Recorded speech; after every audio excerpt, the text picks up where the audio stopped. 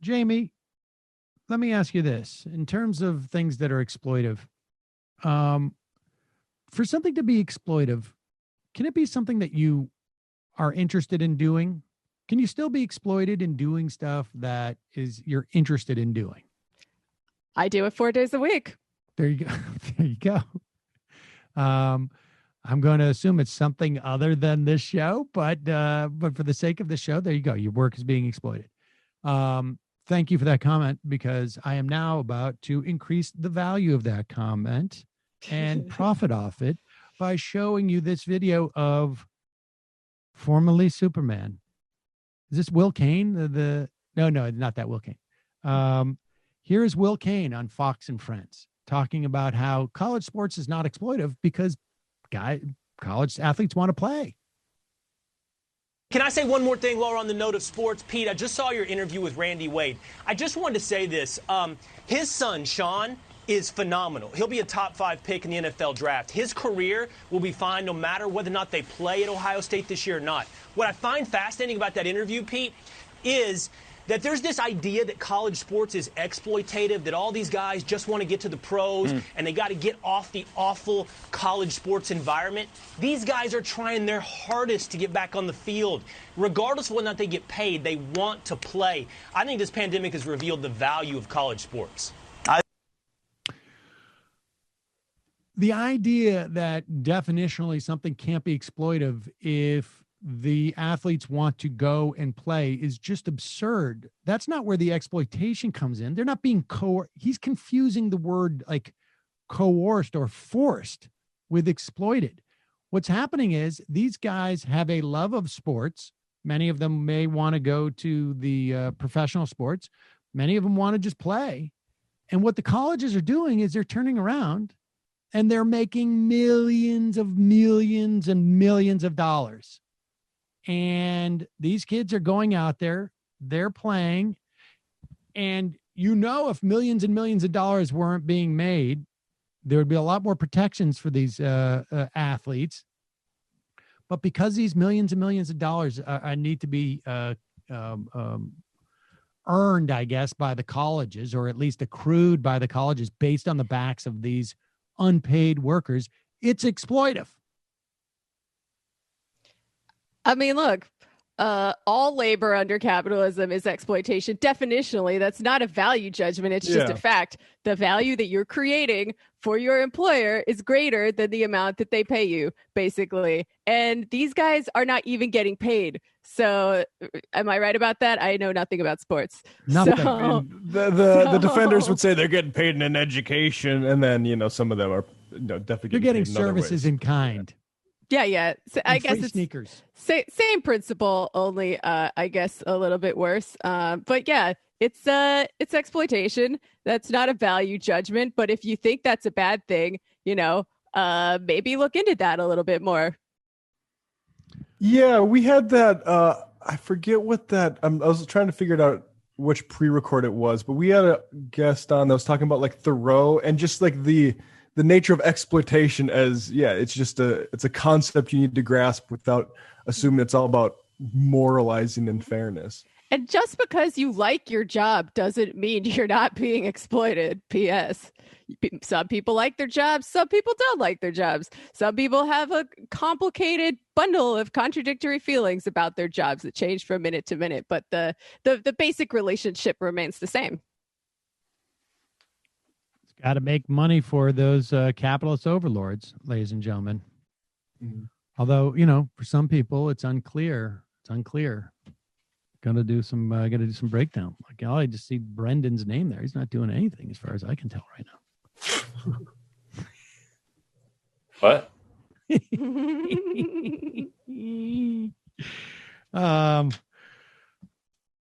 What should we? Which one of these Charlie Kirk clips should we play, Brendan? I think the Wednesday one's better than the let's do this Thursday one. Here's Charlie Kirk. He's it is sad. We see this a lot in in Hollywood when a child star sort of goes through a growth spurt and is no longer cute anymore, and they can't get the same work that they could before. What Charlie Kirk realizes that his big benefactor passed away of COVID recently, and B, that he also probably realizes, like, I don't know if I'm going to be able to sell I know what's going on with college kids and for much longer. So he's launched his show, and of course, when you launch a show on the right, you need to be as extreme and ridiculous as possible. Otherwise, nobody pays attention to you. That's the way. That's the currency on the right. Here is Charlie Kirk talking about the kid Kyle Rittenhouse, the 17-year-old kid who went down to a protest with a semi-automatic weapon and ended up, can you imagine, shooting 3 people, killing 2? Huh.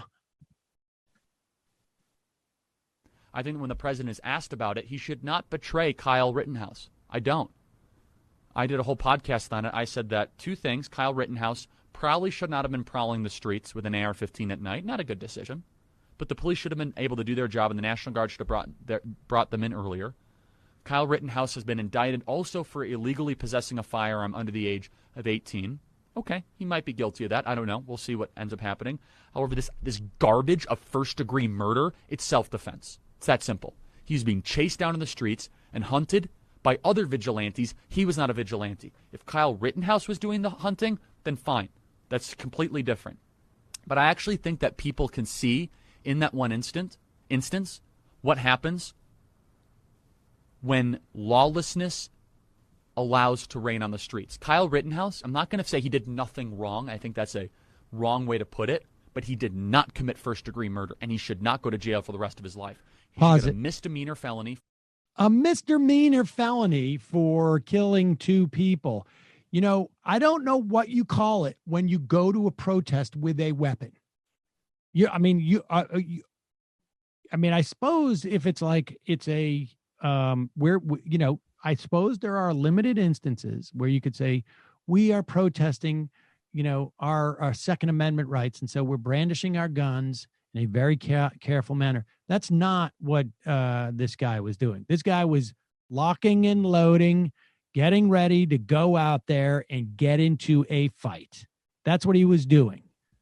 The idea that he was protecting, property is absurd. It's an absurd endeavor, but this is that USA Today article I keep talking about, where numerous people have said Rittenhouse was making people uneasy, even more so than the average militia guy that was out there on the street that night. I mean, a couple of people cited him as like somebody they need to stay away from. One guy on the Daily Caller video that's still up at the 3-minute mark, it says, hey, you're walking around asking everybody if you want medical treatment now. Like 5 minutes ago, you were menacing me with your gun. And the Daily Caller is a right-wing organization, correct? I would categorize it as such. Yeah. I mean, so you've got a guy who's going around menacing with his gun. I mean, I almost think it's definitional, frankly, if you go out there with a gun. But, a jury will decide if first-degree murder is apt there. If he had some type of premeditation that he was going to kill somebody, or I don't know what the standards is in that state for first-degree murder. But it's very hard to argue that you're going down there with a gun and you're thinking like, I'm not going to need to use this, or I'm not going to want to use it, particularly when his behavior says otherwise. But here, we still playing this thing? Did not commit first-degree murder, and he should not go to jail for the rest of his life. He should get a misdemeanor felony for illegally owning a firearm under the age of 18, which, by the way, basically every single gangbanger in Chicago owns a firearm illegally under the age of 18, okay? So that's not exactly a newfound criminal violation. And then he also, I think there was a hashtag reverse racism. Weapon. I don't think he should be charged for that. I think he should be charged for a misdemeanor felony, if that, which, by the way, would just be community service, slap on the wrist, and maybe a month in prison. Not an indictment for first-degree murder. First-degree murder, it means premeditation, cause, means, and how you pull it out. None of those things apply there. His attorney's doing the right thing by defending this young man. And so while I don't agree when people say, oh, Kyle Rittenhouse did nothing wrong. Look, again, I can't say that. Maybe he owned the firearm incorrectly and all that. And I'm not a huge fan, if you're 17 or 18, going and taking the AR-15 and going walking the streets at night. But he should not go to jail for the rest of his life. In fact, I don't even think I support him going to jail at all, considering the misapplication of justice in this country, for defending himself, for being hunted down in the streets. He is the victim. He was being hunted down in the streets and whacked across the face, and the person who did that, according to a friend of his in the hospital, said, I wish I would have killed him. I cannot believe this guy is somehow saying the man who murdered, or the boy, or whatever you want to call him, 2 people and shot a third is the victim here. Well, he did do a few things wrong. Like, he shouldn't have had a firearm under the age of 18 and, other minor codes that he broke. Killing the people, though, totally fine. Right. Yeah, maybe he shouldn't have been out there with the gun. I don't know. Maybe, I don't know. That's a tough call. He should have signaled before he turned right. Nobody's talking about how Kyle Rittenhouse is going to get those bullets back. He's such a victim. It's very strange. And is he giving, Charlie Kirk, is he giving like some type of press conference? It looks like it's like a basketball post-game press conference, the way he's got that set up, doesn't it? It's very I guess weird. I shouldn't complain about it. But that just seems very odd to me. Well, maybe he'll go recruit him.